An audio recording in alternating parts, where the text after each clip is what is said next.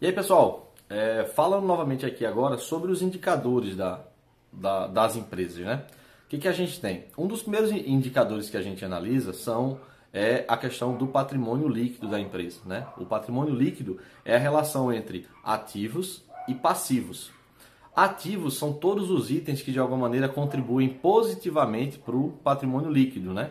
Então a gente tem aí os imóveis da empresa, carros, maquinário, folha de papel, enfim, tudo aquilo que faz parte do patrimônio da empresa, como a gente entende de fato patrimônio, é ativo. Só que além disso, também tem a questão das contas a receber. Você imagine aqui uma empresa de material de construção que ela vende a prazo e ela tem alguma conta para receber daqui a 6 meses. Esse valor que ela tem para receber também entra na conta de ativo, também entra aí na questão do patrimônio da empresa, né? Então, o patrimônio, ele é essa relação entre ativos e passivos da empresa. E aí a gente tem, os ativos são todos aqueles itens que contribuem positivamente para o patrimônio, como eu falei, imóveis, contas a receber, enfim, e os passivos são aqueles que contribuem negativamente para essa conta, né? Por exemplo, contas a pagar, né? Dentro dessa classe a gente tem os ativos e os passivos, circulantes e não circulantes. Ativos circulantes são todas as obrigações, digamos assim, todas as situações que poderiam contribuir positivamente para o patrimônio, sendo que estaria de posse da empresa dentro de um ano. Então, esse é o ativo circulante. Então, tem esse prazo de um ano dentro dessa análise. Por exemplo, os imóveis já estão com ela, então faz parte, ela poderia transformar isso em dinheiro. Então, ele faz parte do ativo circulante. Algo que a empresa vendeu, por exemplo, eu parcelei alguma coisa em 3 meses. Eu vou receber daqui a 3 meses algum valor. Esse valor ele também entra na conta de ativo circulante. Eu vendi alguma coisa para pagamento em 3 anos. Então, o primeiro ano entra como ativo circulante e os outros 2 anos entram como ativo não circulante.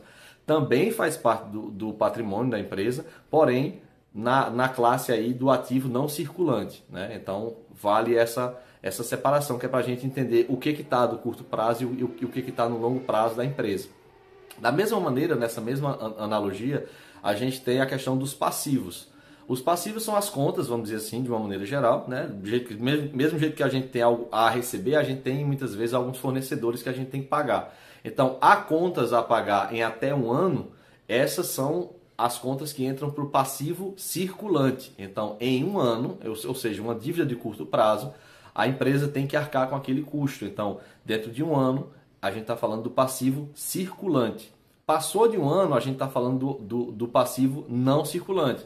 Da mesma maneira, comprei meu apartamento em 30 anos. Então, o primeiro ano entra como ativo circulante, passivo circulante, perdão, e os outros 29 como passivo não circulante. À medida que o tempo vai passando, obviamente, a gente vai diminuindo essa dívida de longo prazo, né? Porque o tempo vai passando. E basicamente agora, se eu tinha o primeiro ano como passivo circulante e os outros 29 como não circulante, quando passou esse primeiro ano, o que eu tenho agora é um ano de passivo circulante e 28 de não circulante. Então a gente tem essas duas diferenciações que são bem interessantes quando a gente vai analisar num resultado da empresa, tá? O patrimônio líquido, então, é essa relação entre ativo e passivo, seja ele circulante, seja ele não circulante. Lembrando, circulante no prazo de um ano, então ativos circulantes são aqueles que vão entrar no meu caixa, que eu vou aumentar o meu patrimônio, vamos dizer assim, dentro de um ano. O não circulante, a partir de um ano, passou de um ano.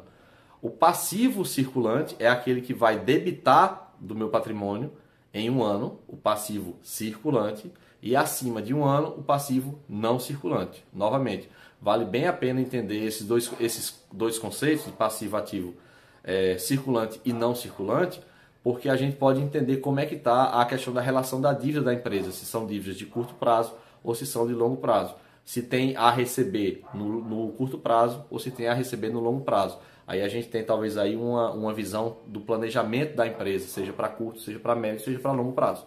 E é isso aí, falando de patrimônio líquido, ativo, passivo, circulante e não circulante. Valeu!